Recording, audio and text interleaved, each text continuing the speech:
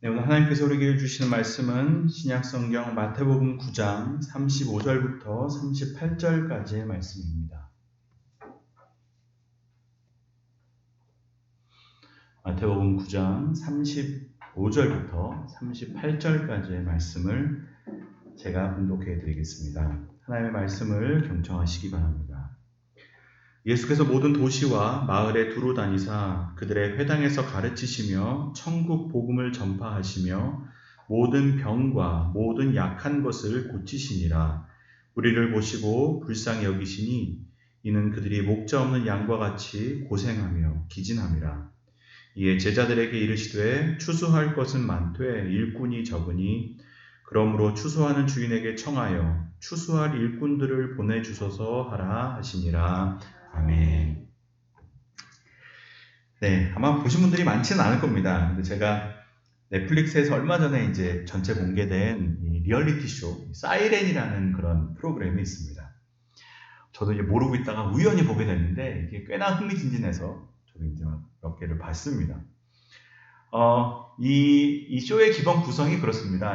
무인도, 한 3만 평 되는 무인도를 이제 통째로 빌려가지고 거기 안에 기지를 6개를 만들어 둡니다. 그리고 이제 그 6개의 출연팀이 각자의 기지를 갖고 상대방의 기지를 점령하고 그렇게 해서 이제 마지막 한 팀이 살아남으면 이제 그 섬 전체를 점령함으로 이제 게임이 끝나는 이제 그런 구성으로 되어져 있는 그런 리얼리티 쇼입니다. 근데 뭐 기지전에 주는 재미도 있지만 또 흥미로운 것이 이 각 출연 팀들이 누가 들어도 이 사람은 정말 세겠다라고 여길 만한 이제 군인, 또 경찰, 소방대원, 또 운동선수들, 또 스턴트하는 분들, 경호원들 막 이런 분들이 이제 출연진입니다. 그래서 각자의 직업이 팀이 되어가지고 이제 각자의 기지를 갖고 이제 서로 싸우는 건데 또 이분들이 다 여자분들입니다. 여성 팀들이기 때문에 또 이 여성분들이 또 막 힘으로 막 경쟁하고 이러니까 이게 꽤나 이제 흥미있는 지점으로 이제 사람들에게 이제 어필하는 것 같습니다. 근데 여러분 이 쇼에서 이 상대방의 기지를 점령하는 방법이 이제 다른 것이 아니라 그 기지 안에 있는 상대편의 깃발을 빼앗으면 이제 그 기지를 점령하는 것이 됩니다. 그래서 뭐 기지 안에 그 상대편이 들어가더라도 기지 안에 들어온 것으로는 점령한 것이 아니고 그 기지 안에 있는 깃발을 뺏어야 됩니다. 그래서 이 깃발을 지키는 쪽은 사력을 다해 깃발을 지키고 또 이 기지를 점령하고자 하는 공격팀은 또 사력을 다해서 이 깃발을 빼앗으려고 하는 겁니다. 이 깃발을 빼앗기는 순간 그 기지가 이제 통째로 넘어가고 자신들은 탈락을 하는 겁니다. 뭐 깃발이 뭐라고 깃발을 갖고 그렇게 그냥 죽을똥살똥 서로 싸우냐 싶지만 근데 가만히 생각해 보면 여러분 실제 전쟁도 결국은 깃발 싸움입니다. 누구 깃발을 내리고 누구 깃발을 올리느냐. 사실은 그게 전쟁의 승리와 패배를 나누는 아주 가장 중요한 지점입니다. 여러분 뭐 예나 지금이나 전쟁을 하면 점령하는 쪽이 가장 먼저 하는 일이 뭡니까? 상대 나라나 상대 팀의 깃발을 내리고 자신들 나라의 깃발을 올리거나 자신들 팀의 깃발을 올리는 겁니다. 여러분 사실 깃발을 올리는 순간 이제 완전히 달라지는 겁니다. 세상이. 어제까지도 뭐 똑같은 땅, 어제랑 똑같은 땅이고 사람들이지만 여러분 깃발이 바뀌는 순간 이 세상이 바뀌는 겁니다. 어제까지 통용했던 법이 오늘은 더 이상 통용되지 않습니다. 어제까지는 이렇게 살아야 됐는데 오늘은 그렇게 살면 안 되는 세상이 되는 겁니다. 여러분 6.25 전쟁을 예로 들면 여러분 6.25 전쟁 때 이제 북한군이 남침해서 가장 먼저 이제 서울을 3일 만에 점령하고 한 일이 뭐냐면 요즘 지금은 사라진 경복궁 앞에 중앙청에 인공기를 개양하는 겁니다. 우리가 서울 점령했다는 겁니다. 여러분 그때부터는 서울은 또 서울과 함께 점령된 지역은 전부가 다 통치자가 김일성으로 바뀌고 북한의 법이 통용되는 세상이 되는 겁니다. 하루 전까지라도 안 그랬는데 여러분 딱 점령되어서 깃발이 올라가는 순간부터는 이제 다른 세상이 되는 겁니다. 어제까지 통용되는 것이 오늘은 하나도 통용되지 않습니다. 그리고 여러분 나중에 이제 인천 상륙작전이 성공해서 이제 우리나라 해병대가 처음으로 서울에 들어가가지고 한 일이 뭡니까? 깃발 받고 다는 겁니다. 인공기 내리고 다시 태극기 올리는 겁니다. 그리고 태극기에 올라가는 순간 또 세상이 바뀌는 겁니다. 그때부터 이제 더 이상 우리의 지배자와 통치자가 달라지고 이제는 대한민국 법이 다스리는 대한민국이라는 것이 그 깃발을 통해서 상징적으로 딱 드러나는 겁니다. 세상이 달라지는 겁니다. 아마 모르긴 몰라도 지금 우크라이나 전선에서는 여전히 매일매일 이런 일들이 반복될 겁니다. 어제는 러시아 깃발이 올라갔다가 오늘은 다시 우크라이나 깃발이 올라가고 어제까지는 러시아 법이 통용됐다가 오늘은 우크라이나 법이 통용되는. 여러분 깃발이 아무것도 아닌 것 같지만 사실은 이것은 소리 없는 선포입니다. 세상이 바뀌었다는 소리입니다. 모든 것이 달라졌다는 선포입니다. 그래서 어떤 깃발이 올라가 있느냐. 그것이 우리의 삶에 아무 영향을 안 끼치는 것 같아도 사실은 그것이 우리의 모든 것을 다 바꾸는 아주 강력한 상징이 되는 겁니다. 근데 여러분 그 깃발을 통해 선포되는 이 소리 없는 어마어마한 이 함성, 이 선포, 그것이 사실 오늘 본문에 나오는 35절에 나오는 내용입니다. 35절 다 함께 읽겠습니다. 시작. 예수께서 모든 도시와 마을에 두루 다니사 그들에게 회당에서 가르치시며 천국 복음을 전파하시며 모든 병과 모든 약한 것을 고치시니라. 아멘. 여기 보면 예수님께서 가르치셨고 천국 복음을 전파하셨고 모든 병과 모든 약한 것을 고치셨다. 세 가지가 나오는데 여기서 이 중간에 나오는 이게 제일 중요합니다. 천국 복음을 전파하셨다는 말이 사실은 깃발을 꽂았다는 얘기입니다. 여러분 천국 복음을 전파하셨다는 말이 다시 말하면 뭡니까? 천국은 하나님의 나라입니다.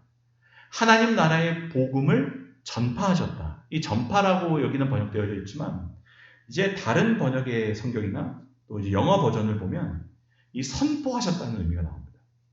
하나님의 나라가 왔음을 선포했다. 하나님의 나라의 기쁜 소식을 선포했다라는 겁니다. 여러분 이 말씀을 읽으면서 우리가 뭘 상상해야 되냐면 깃발이 바뀌는 것을 상상해야 되는 겁니다. 여러분 이 세상에 오셔서 예수님께서 하신 일이 뭐냐면 그 깃발을 바꿔 다시는 겁니다. 하나님의 나라가 임했다는 겁니다. 하나님이 통치하신다는 겁니다. 여러분 이제는 이전의 나라가 아니라는 겁니다. 완전히 뒤바뀐 세상이라는 겁니다.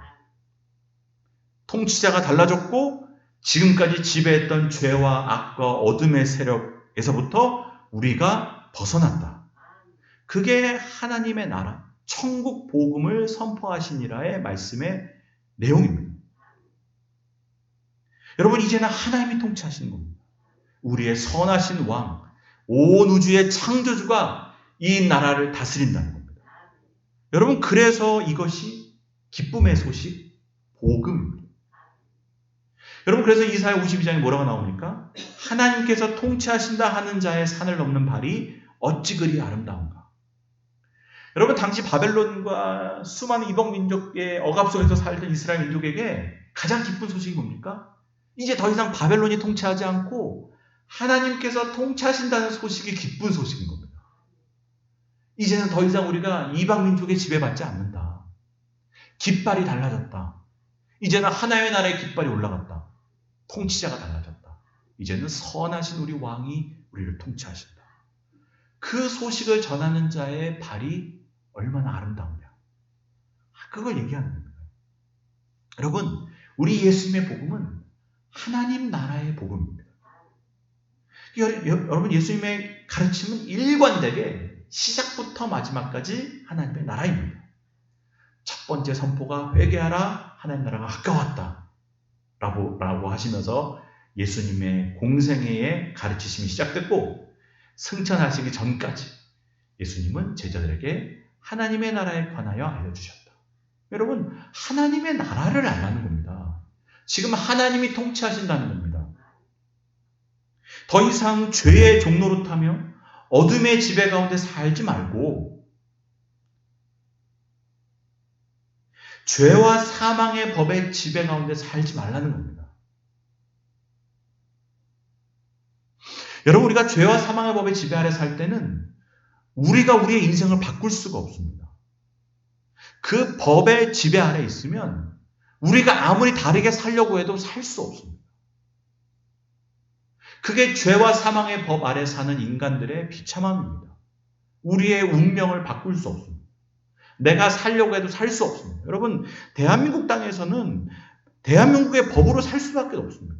내가 여기서 나 북한법으로 살 거야. 그렇게 살 수가 없습니다.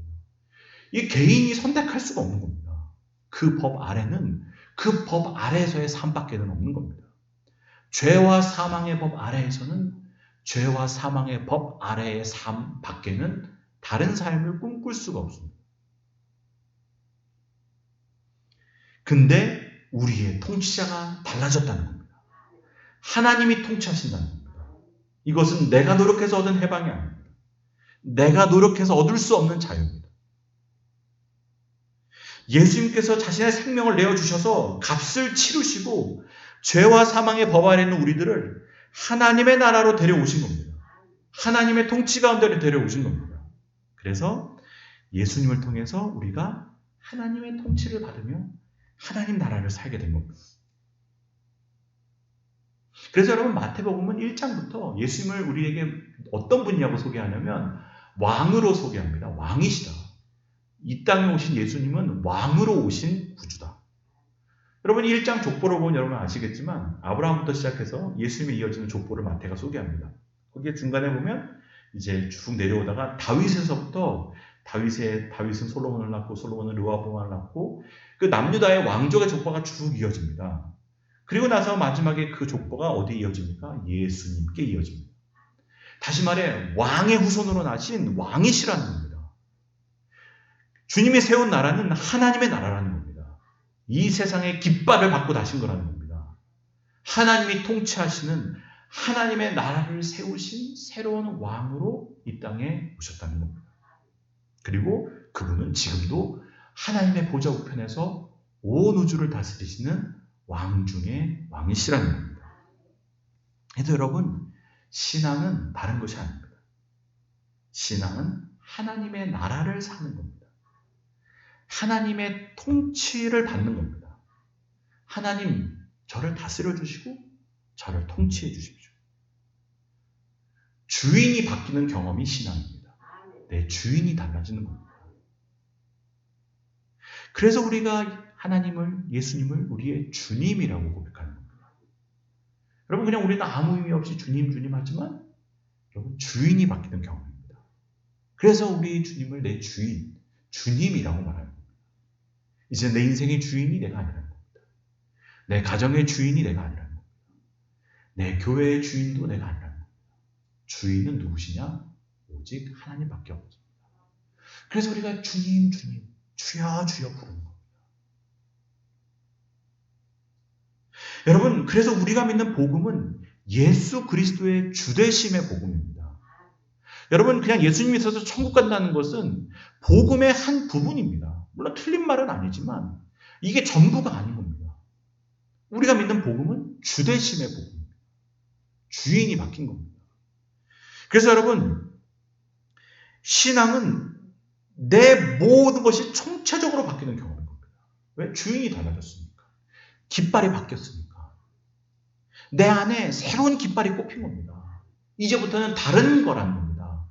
마치 인공기가 내려가고 태극기가 올라가듯이 그 깃발이 올라가는 순간 이 땅의 모든 제도와 법이 다 바뀌는 것처럼 여러분, 예수님 믿는 것은 바로 그와 같은 경험인 겁니다. 나라가 달라지는 겁니다. 주인이 바뀌는 겁니다. 여러분, 깃발은 높이 갑니다. 왜? 누구든지 봐야 되니까.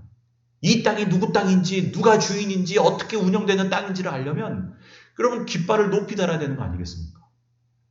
우리가 예수님 믿는 것도 그런 겁니다. 우리가 예수님 믿는 사람이라는 것을 보여야 되는 겁니다. 우리의 주인이 누구인지를 분명하고 당당하게 밝히는 겁니다.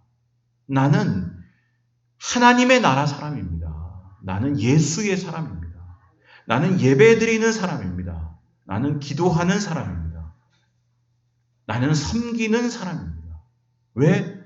내 왕이 섬김의 왕이고 겸손의 왕이고 사랑의 왕이기 때문에 내 왕의 법에 따라 나는 이 땅을 하나님의 나라 백성으로 삽니다. 그러면 세상 사람들도 아는 겁니다. 아, 저 사람은 다른 법으로 사는 사람이구나. 저 사람의 주인은 다른 사람이고 다른 분이구나. 세상도 우리를 다르게 인정해 주는 겁니다. 여러분, 이게 멋있는 삶인 겁니다. 내가 누구인지 깃발을 높이 올리는 겁니다. 내 주인이 누구인지를 보이는 겁니다. 모두가 똑같은 길을 걸어가도 나는 아니라는 겁니다.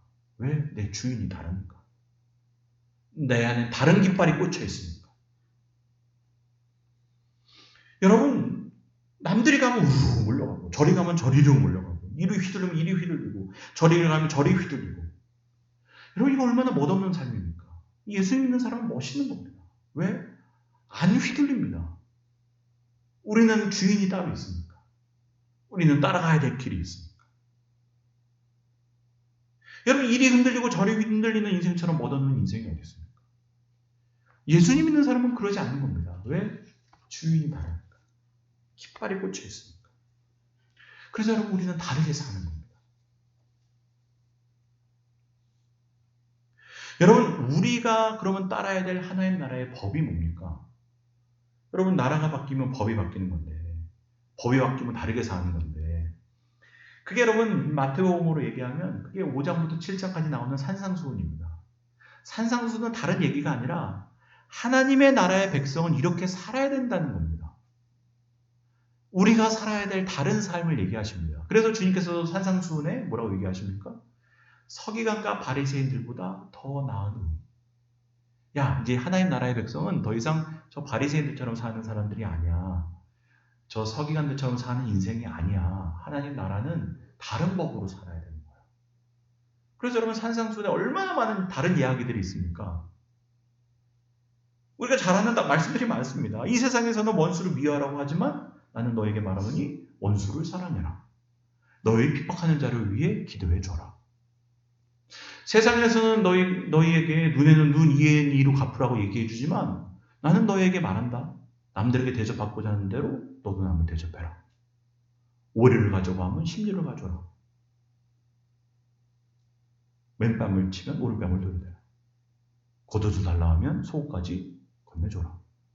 그게 하나님 나라의 백성의 법이고 윤리다. 그렇게 살아야 되는 거라는 겁니다.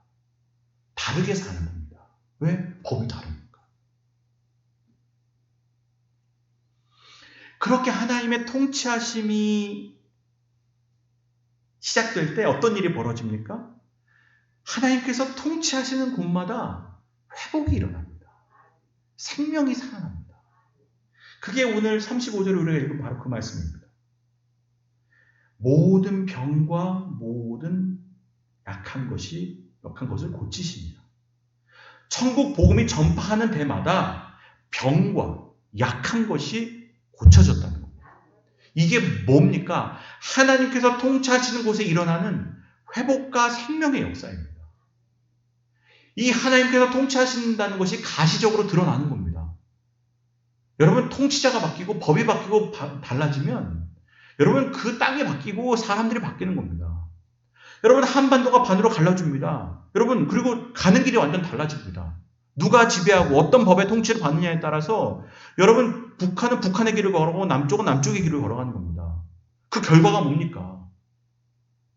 완전히 다른 세상인 겁니다. 생명이 살아나고 사람이 회복되는 역사가 일어나는 것. 하나님께서 통치하시는 곳에 그 역사가 일어나는 겁니다.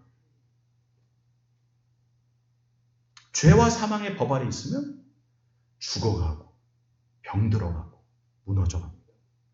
그러나 그곳에 하나님께서 통치하시면 하나님의 법이 역사하는 가정마다 살아나는 겁니다. 하나님께서 주인 되시는 교회마다 일어나는 겁니다. 하나님께서 다스리시면 그곳에 병든 것과 약한 것이 고쳐지는 역사가 나타났다는 겁니다. 그리고 어둠의 세력이 물러가는 겁니다. 그게 바로 귀신이 물러가는 역사로 드러나는 겁니다. 내가 이제 하나님이 다스리신다? 그러니 그동안 지배했던 것들이 물러가는 겁니다. 하나님이 통치하시자 그동안 쥐고 있었던 어둠이 다 떠나가는 겁니다.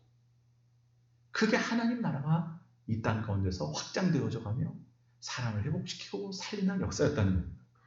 그래서 여러분, 우리가 방금 읽은 이 35절의 말씀은 예수님의 공생의 사역을 요약한 아주 중요한 본문입니다.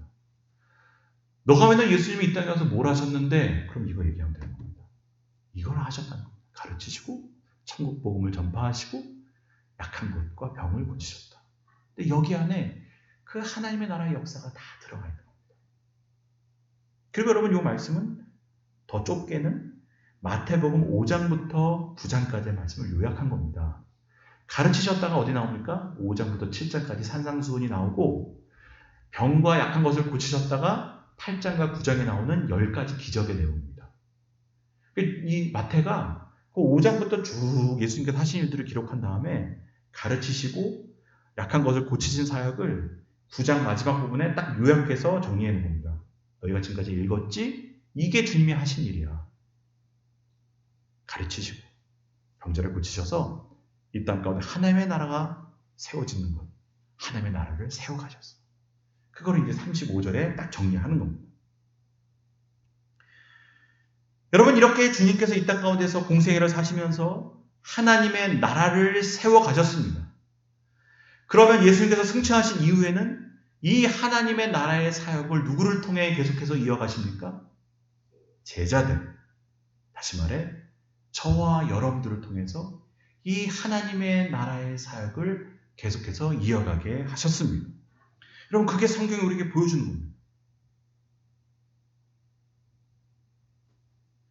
물론 여전히 예수님께서는 하나님의 보좌 앞에서 이 모든 하나님의 나라의 사역을 주관해 가시지만 그 일을 우리들을 통해서 하신다는 겁니다.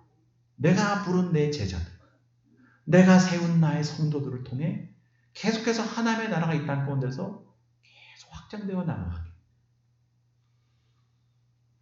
그래서 오늘 본문은 이어지는 내용이 예수님이 그렇게 하셨다 해서 끝나는 게 아니라 그리고서 일꾼들을 계속 부르신다라는 말씀으로 이어지는 겁니다. 이 일이 이어져야 되니까 일꾼들이 있어야 된다는 겁니다. 제자들이 이 일을 이어받아서 계속해서 이 하나님 나라의 일을 해 나가야 된다는 겁니다. 그래서 여러분, 성도는 어떤 사람입니까? 오늘 본문에 따르면 먼저 하나님을 내 주인으로 고백하고 내 안에 임한 하나님의 나라를 누리며 살면서 이 하나님의 나라를 다른 사람들에게 전파하는, 하나님이 통치하신다, 하나님이 다스리신다, 더 이상 죄와 사망의 굴레에서 법 아래서 살지 말고 하나님의 통치하심을 받아들이라는 겁니다. 그 속에서 우리를 자유케 하시는 왕의 손길을 누리며 살라는 겁니다. 더 이상 우리가 죄의 노예로 살 필요가 없다는 겁니다. 그 소식을 전하며 하나님의 나라를 전하며 사는 인생이 우리 성도의 인생이라는 겁니다. 근데 여러분, 우리가 이 하나님의 나라의 사역을 주님으로부터 이어받아 감당할 때 단순히 기계적으로 예수님의 일과 예수님이 하신 말씀을 반복하는 것이 아니라는 겁니다. 중요한 것은 뭐냐? 그 예수님께서 갖고 계셨던 그 중심을 아는 겁니다. 그분으로 하여금 오늘 본문에 나오듯이 모든 도시와 마을을 돌아다니며 열심으로 하나님의 나라를 위해 일하셨던 주님의 원동력이 뭔지를 알아야 되는 겁니다. 여러분, 그냥 예수님의 일을 기계적으로 반복하는 게 제자가 아니고 주님의 마음을 품고 하는 사람이 제자라는 겁니다. 마음을 품는 게 중요합니다. 여러분, 이제 보통 이제 큰 교회 또 이제 거기 일하시는 목사님이 가끔 이렇게 이제 본인 교회에서 했던 사역들을 이제 다른 교회에 나누면서 교회 성장 세미나 같은 것들을 많이 합니다. 우리 교회는 이렇게 해봤는데 이게 참 좋았다. 우리 교회에서는 이렇게 했는데 교회가 참 부흥했다. 사실 좋은 마음으로 이제 본인의 경험을 나누고자 그런 교회 성장 세미나 같은 것들을 많이 합니다. 그래서 막 그런 세미나 같은 데 가면 이따만한 자료집을 막 줍니다. 이 교회에서 한 것을 다 거기다 써놓고 우리가 이것도 하고 저것도 하고 저렇게 했더니 참 좋았다. 이제 그걸 이제 본받을 교회들은 갖다 쓰실 분들은 쓰셔도 된다. 그래서 이제 교회 성장 세미나 같은 것들을 많이 하는데, 근데 보통 이런 세미나들이 수박 겉핥기식 세미나가 될 수밖에 없는 이유가 뭐냐면, 진짜 원동력은 중심에 있기 때문에 그렇습니다.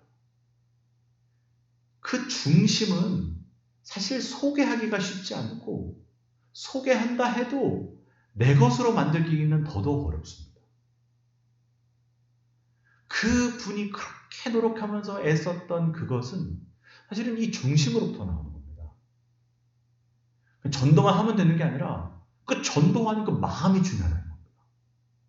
그냥 성경 공부를 한다고 되는 게 아니고 성경 공부를 어떤 마음으로 했는지가 중요합니다. 사실 그 중심이 건데 그 중심을 모르고서는 그냥 그 교회에서 했다니까 따라 해봤자 그만한 효과가 안 납니다. 진짜는 중심이 있기 때문에. 여러분, 주님께서 하신 하나님의 나라의 사역을 우리도 본받아서 하려면 결국은 그 원동력, 그 중심을 알아야 되는 겁니다. 도대체 주님은 어떤 마음으로 이 일을 이렇게 하셨는지. 그 중심이 오늘 소개되어져 있는데 그게 36절의 말씀입니다. 36절 말씀 함께 읽겠습니다. 시작. 무리를 보시고 불쌍히 여기시니 이는 그의 양같이 고생하며 기진함이라. 아멘. 여기 보면 주님이 그렇게 공생애를 사시면서 열정적으로 하나님의 나라의 일을 하신 이유가 뭐냐? 불쌍히 여기시는 마음이 있었다는 겁니다. 다시 말해 그것 없이는 하나님의 나라의 일을 할 수 없다는 겁니다. 그것 없이는 우리의 삶의 자리 가운데서 하나님의 나라를 세워갈 수 없다는 겁니다. 전도하실 때도 요 마음이 없으면 알맹이가 없는 거라는 겁니다. 우리 청년들 단기선교 준비하지만 단기선교 준비해도 이 불쌍히 여기는 마음이 없으면 아무리 전 세계를 돌아다녀도 별로 의미 없다는 겁니다. 핵심은 뭐냐? 주님에게는 불쌍히 여기는 마음이 있었다는 겁니다. 그거 없으면 아무것도 아니라는 겁니다. 여기서 이 불쌍히 여기는 마음이 뭡니까? 헬라어로는 동사로 엘레에오라는 말입니다. 이게 이제 우리나라 단어로는 긍휼, 자비로 번역될 수 있습니다. 긍휼의 마음이었다, 자비의 마음이었다라고 볼 수 있습니다. 영어로는 compassion이라고 얘기하는데 원어적 의미로는 긍휼과 자비입니다. 근데 여러분 이것이 새로울 것이 없는 이유가 뭡니까? 예수님에게 긍휼과 자비가 있었다는 것은 사실은 전혀 성경에 새로운 게 아닙니다. 왜? 구약의 하나님을 가장 표현하는 대표적인 단어가 뭡니까? 긍휼의 하나님, 자비의 하나님이기 때문에 그렇습니다. 이미 여러분 구약에서부터 하나님은 긍휼이 한이 없으신 분이라고 소개되는 겁니다. 자비가 끝도 없는 분이라고 소개되는 겁니다. 여러분 신약에 나오는 성자 하나님도 긍휼이 많으신 분이라는 겁니다. 긍휼이 많다는 게 뭡니까? 인간의 아픔에 마음이 움직이는 분이라는 겁니다. 인간의 상처에 가만 계시지 못하는 분이라는 겁니다. 그래서 우리가 원수되었을 때, 우리가 죄인으로 주님과 원수졌을 때도 이 자들을 구원해야 되겠다는 하나님의 움직이심이 왜 나왔냐? 긍휼의 마음, 자비의 마음. 원수된 인간도 그냥 둘 수가 없는 겁니다. 자신을 적극적으로 반대하고 거절하는 인간도 내가 가만둘 수 없다. 그 하나님을 움직이게 만든 원동력이 긍휼의 마음이었습니다. 나 얘들을 가만둘 수 없다. 이렇게 죽어가는 것을 볼 수 없다. 긍휼.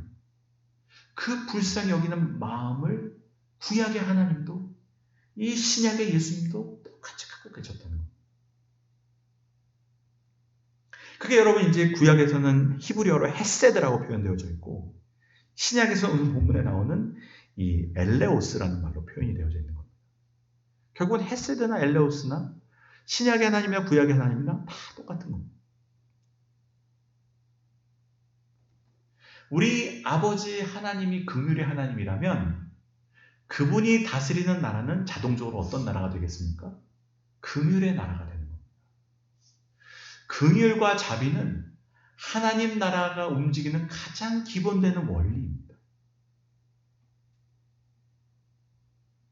그래서 여러분 산상수훈을 봐도 이제 오늘 마태복음 5장에 팔복이 나오지 않습니까? 그 팔복에서도 뭐라고 얘기하십니까? 긍휼히 여기는 사람이 하나님 나라에서는 행복한 사람이라고 얘기하는 겁니다. 긍휼히 여기는 자는 복이 있나니.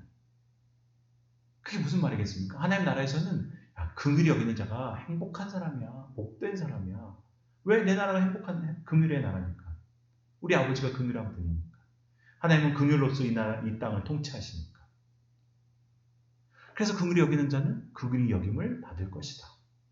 그게 팔복에 나오는 긍휼의 나라의 통치자이신 하나님의 말씀인 겁니다. 여러분, 우리가 주님의 제자라는 증거가 뭡니까? 우리의 중심에 긍휼의 마음이 있다는 것으로 드러나는 겁니다. 여러분, 우리의 마음에 긍휼의 마음이 있는지를 확인하시면 내가 주님의 제자구나라는 것을 알 수 있다는 겁니다. 예수님을 움직이는 그 마음의 연료는 긍휼이었습니다. 차가 기름을 태워가지고 앞으로 나아가듯이 주님을 움직이는 힘은 그 긍휼의 마음이었습니다. 여러분, 우리 성도를 움직이는 힘도 그래야 되는 겁니다. 우리 성도를 움직이는 힘이 뭐가 되어야 되겠습니까? 긍휼의 마음. 우리 교회를 움직이는 힘이 뭐가 되어야 되겠습니까? 긍휼의 마음. 이게 우리를 이끌어가야 되는 겁니다. 질투는 나의 힘, 미움은 나의 힘, 욕망은 나의 힘이 아닙니다. 보통은 다 욕망이 이끌어가는 삶을 삽니다. 본능이 이끌어가는 삶을 삽니다. 근데 우리가 예수님 믿으면 하나님 나라의 백성이 된다는 뜻은 뭐냐? 긍휼이 이끌어가는 삶이 된다는 겁니다. 내 마음을, 내 행동을, 내 인생을 긍휼이 이끌어가는 겁니다. 주님의 마음이 가는 곳, 주님의 긍휼이 있는 곳에 우리의 마음이 끌려가는 겁니다. 같이 가는 겁니다. 여러분, 우리 시대의 문제가 뭡니까? 고통과 아픔이 많아서 문제입니까? 아니면 긍휼과 자비가 없어서 문제입니까? 여러분, 인간의 역사 가운데 고통과 아픔이 없는 시대는 없습니다. 우리가 죄된 세상에 살기 때문에 고통과 아픔은 기본값입니다.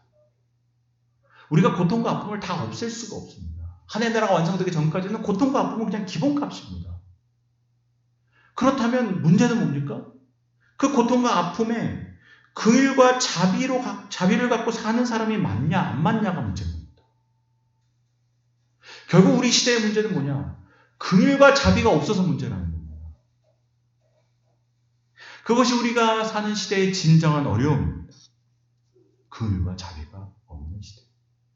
자기의 이익과 자기의 입장만 남아있는 시대. 상대방을 적으로 만들고 원수로 만드는 시대. 우리는 조금만 달라도 적으로 만듭니다. 저 사람은 정치적인 적, 저 사람은 경제적인 적. 여러분, 긍휼과 자비가 없습니다. 상대방을 이해하고자 하는 마음이 없습니다. 불쌍히 여기는 마음이 없습니다. 상대방의 형편을 이해할 만한 마음의 여유가 없습니다.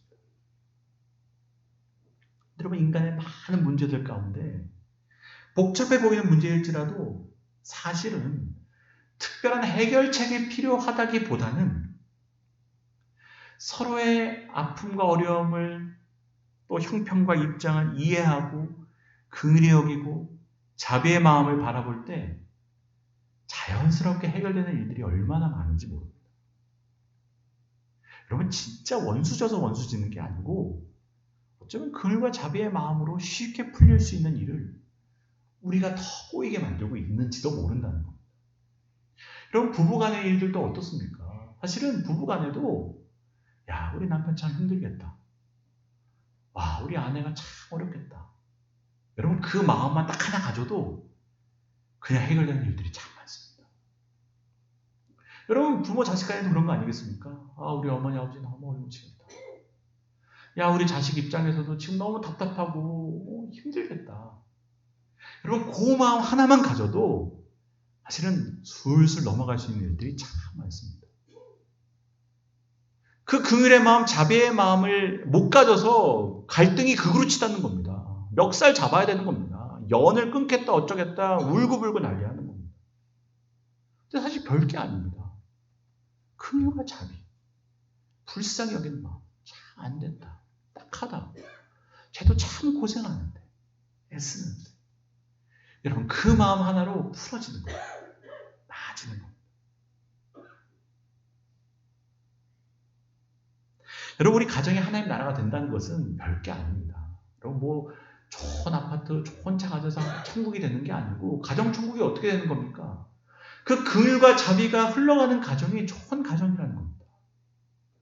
그냥 흰쌀밥에 그냥 김치 하나만 먹어도 하나님을 닮아 하나님께서 통치하시는 긍휼과 자비가 그 가정 가운데 있으면 그것이 하나님께서 다스리시는 하나님의 나라가 되는 겁니다. 여러분, 우리 예수님 믿는 사람들이 긍휼과 자비의 사람이 될 수 있는 이유가 뭡니까? 우리 스스로가 한없는 하나님의 긍휼과 자비를 이미 받았기 때문입니다. 또 누리고 있기 때문입니다. 여러분, 사랑을 받은 사람이 사랑을 베풀 수 있습니다. 은혜를 받은 자가 은혜를 베풀 수 있습니다. 여러분, 우리가 긍휼과 사랑의 사람이 될 수 있는 이유는 우리가 긍휼과 사랑 가운데 젖어 살기 때문입니다. 우리가 하나님의 나라를 살기 때문입니다. 그 긍휼과 자비의 나라의 통치 가운데 살면 우리 안에 은혜가 없을 수가 없습니다. 긍휼과 자비가 없을 수가 없습니다. 나 같은 사람이, 나 같은 인생이 어떻게 이런 은혜를 받고 사는지. 하나님이 날마다 물부터 긍휼을 부어주시고 날마다 물부터 자비를 부어주시는데 그 사랑을 받은 사람은 있어도 여러분 긍휼과 자비가 흘러가는 겁니다.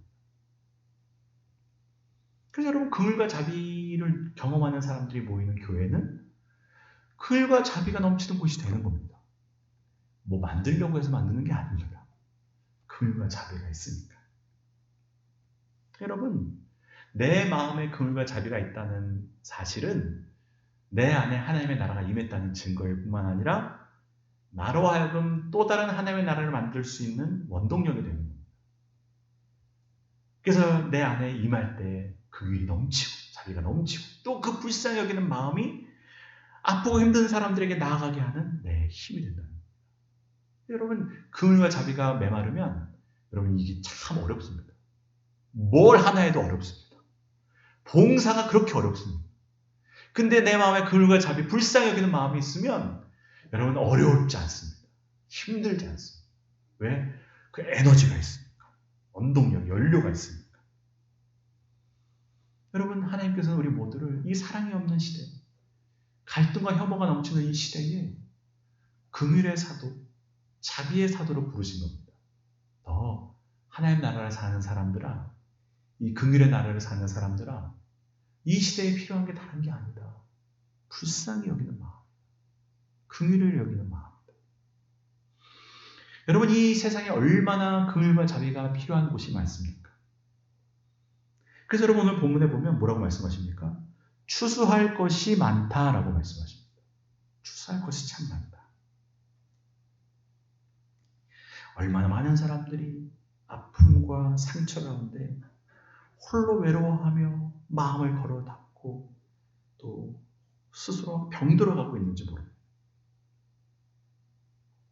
그 모든 마음마다 다른 게 필요한 게 아니라 긍휼과 자비가 필요하다는 겁니다. 그렇게 하나님의 나라가 전해지기를 원하시는 겁니다. 그런데 주님이 이 일을 오늘 본문에 보면 뒷부분에 추수라고 이걸 표현하십니다. 추수할 것이 많다. 우리가 마음의 긍휼과 자비를 갖고 하나님의 나라의 일을 감당하는 것은 다른 일이 아니라 추수와 같다는 겁니다. 근데 여러분 저도 그동안 이 말씀을 읽을 때마다 이 추수라고 표현한 거 보니까 그냥 할 일이 많다는 의미구나. 농번기, 우리가 보통 농번기라고 하는데 할 일이 많다는 의미로 주님께서 추수라는 말을 쓰신 거구나라고 제가 그동안 성경을 읽었습니다. 근데 이번에 설교 준비하면서 이 추수라는 의미가 다르게 다가오는 겁니다. 주님 왜 바쁘게 일하는 수많은 일들이 있는데 왜 꼭 추수라고 하셨을까? 단순히 이거 농번기의 의미로서 추수라고 표현하신 걸까? 근데 이번엔 새롭게 느껴지는 것이 뭐냐면 여러분 추수는 근본적으로 열매 때문에 곡식 때문에 풍성과 기쁨이 넘치는 시기입니다. 그런 의미로 우리에게 이 추수라고 이 일을 표현하신 겁니다. 목자 없는 양처럼 힘을 잃어버리고 고생하고 있는 이 땅의 많은 사람들에게 긍휼과 자비를 갖고 나아가 그들이 회복되고 살아나고 병이 고쳐지고 또 약한 것들이 강화해지는 역사를 바라보면 그것이 그 일을 감당하는 사람들에게도 추수하는 기쁨이라는 겁니다. 얼마나 기쁜 일인지 모른다는 겁니다. 그게 여러분 단순히 그냥 할 일이 많아서 추수가 아니고 추수의 기쁨이 있다는 겁니다. 얼마나 큰 열매인지 모른다. 야, 그 마음의 긍휼과 자비를 갖고 사람들을 살리면 그 일이 얼마나 기쁜 일인지 모른다. 오히려 주님이 이 추수라는 말을 하신 이유는 추수의 기쁨으로 우리 제자들을 초청하시는 겁니다. 야, 이거 진짜 기쁜 일이야. 네 삶의 인생에 복이 넘치는 길이야. 그거 하면 그것 때문에 살아나는 사람들뿐만 아니라 너에게도 큰 복이야. 네 인생에도 열매가 넘치게 되는 거야. 네 인생에도 기쁨이 넘치게 되는 거야. 그러니 나랑 같이 추수하자는 겁니다. 네 마음에 긍휼과 자비를 갖고 죽어가는 사람들을 좀 살려보라는 겁니다. 그러면 그것이 네 인생에 얼마나 추수와 같은 복이 될지 같이 경험하자는 겁니다. 여러분, 이 세상에 기쁨 되는 일이 몇 개나 있습니까? 만족이 되는 일이 어디 있습니까? 추수 때의 기쁨과 만족이 되는 일이 몇 개나 있습니까, 여러분?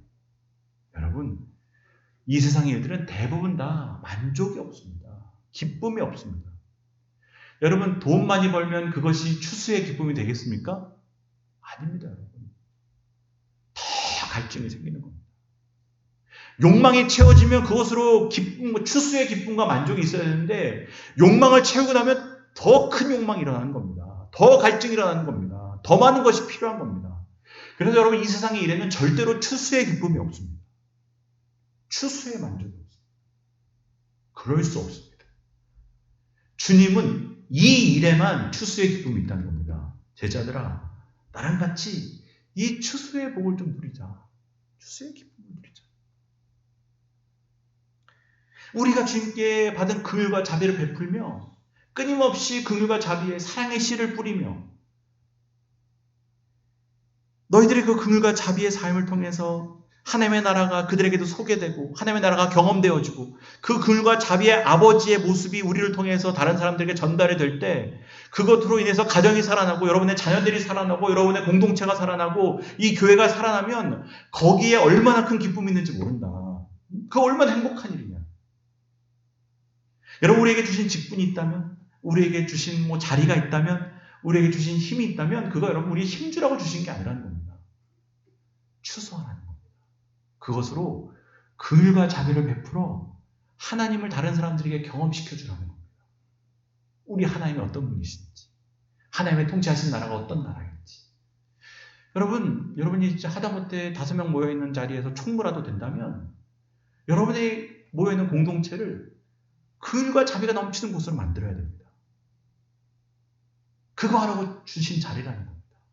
너에게 주신 뭔가라도 있으면 그걸 통해서 너희들의 가정이 긍휼과 자비가 넘치는 곳으로 돼야 된다. 정죄하고 판단하고 서로 죽이는 곳이 되면 안 되고 긍휼과 자비가 넘치는 곳이 돼야지. 그게 하나님의 나라인데, 그게 하나님의 나라가 이 땅 가운데서 확장되어지는 길인데 그렇게 살려야 된다. 여러분, 어떻게 된 게 요즘에는 세상에서 이런 것들 더 잘하는 것 같습니다. 세상 기업이나 회사에서도 요즘은 소통해야 된다. 말단 직원들 잘 이해해야 된다. 신입사원들 잘 돌봐야 된다. 여러분, 요즘은 세상에서 더 잘합니다. 물론 그들은 이게 조직에서 도움이 되고 회사에 도움이 되니까 그렇게 하는 거겠지만 어쨌든 요즘은 오히려 세상 사람들이 더 이해하려고 그러고 더 그들의 입장에 서려고 그러고 더 자비를 베풀려고 그러고 더 긍휼의 마음을 가지려고 합니다. 이 뭔가 거꾸로 가고 있는 겁니다. 물론 우리는 회사 잘 되라고 하는 건 아닙니다. 우리 마음에 불쌍히 여기는 마음이 일어나니까 하는 겁니다. 주님의 마음을 품으니 하는 겁니다. 여러분의 가는 모든 곳곳마다 긍휼과 자비가 넘치는 곳이 되시기를 주님의 이름으로 축복합니다. 여러분, 우리가 하는 일, 우리에게 맡겨주신 일이 그런 일입니다. 대단한 그거 아닙니다. 여러분에게 주어진 뭔가가 있다면 여러분이 있는 곳곳이 다 하나님 나라가 되기를 원하고 우리 긍휼의 아버지가 다스리시는 긍휼의 또 자비의 땅, 자비가 넘치는 흘러가는 그런 가정과 교회, 또 우리 나라가 되기를 주님의 이름으로 축복합니다. 기도드리겠습니다. 살아계신 하나님 아버지, 은혜를 감사드립니다. 주님, 우리를 부르셨습니다. 너희들이 하나님 나라를 이 땅 가운데 보여줘야 된다. 우리 아버지가 어떤 분이신지를 소개해야 된다. 우리 예수님은 불쌍히 여기시는 분이었고 우리 하나님은 긍휼의 하나님이셨습니다. 우리 주님의 제자들, 하나님 나라의 백성들이 가는 곳곳마다 하나님의 나라를 만들게 하여 주시옵소서. 긍휼과 자비로 가정을 살리게 하여 주시며 교회를 살리게 하여 주시며 우리 성도들이 있는 곳곳마다 그렇게 긍휼과 자비가 흘러가는 곳이 되게 하여 주시옵소서. 아, 저들이 믿는 하나님이 이런 분이구나. 저들이 믿는 하나님의 나라가 이런 곳이구나. 많은 사람들이 우리의 긍휼과 자비로 깨닫고 그들도 모두가 다 이 하나님께서 통치하시는 자비의 나라, 긍휼의 나라, 자유의 나라로 돌아오는 은혜가 있게 도와주시옵소서. 얼마나 많은 사람들이 죄와 이 사망의 벌 아래서 고통받고 있는지 모릅니다. 그곳 가운데 우리의 긍휼과 자비가 흘러가 하나님께서 영광 받으시는 하나님의 나라가 세워지는 일들이 날마다 일어나게 하여 주시옵소서. 예수 그리스도의 이름으로 기도드립니다. 아멘.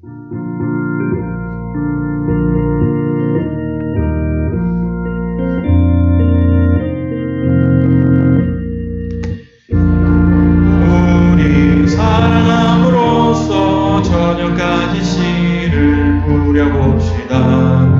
열매 차차 익어 곡식 거둘 때에 기쁨으로 단을 거두리로다. 거두리로다. 거두리로다. 기쁨으로 단을 거두리로다. 거두리로다. 거두리로다. 기쁨으로 단을 거두리로다. 비가 오는 것과 바람 부는 것을 겁을 내지 말고 뿌려봅시다. 이를 맞춰놓고 곡식 거둘 때에 기쁨으로 단을 거두리로다. 거두리로다. 거두리로다. 기쁨으로 단을 거두리로다. 거두리로다. 거두리로다. 기쁨으로 단을 거두리로다. 씨를 뿌릴 때에 나지 아니할까 염려하며 심히 애달지라도 나중 예수께서 칭찬하시리니 기쁨으로 단을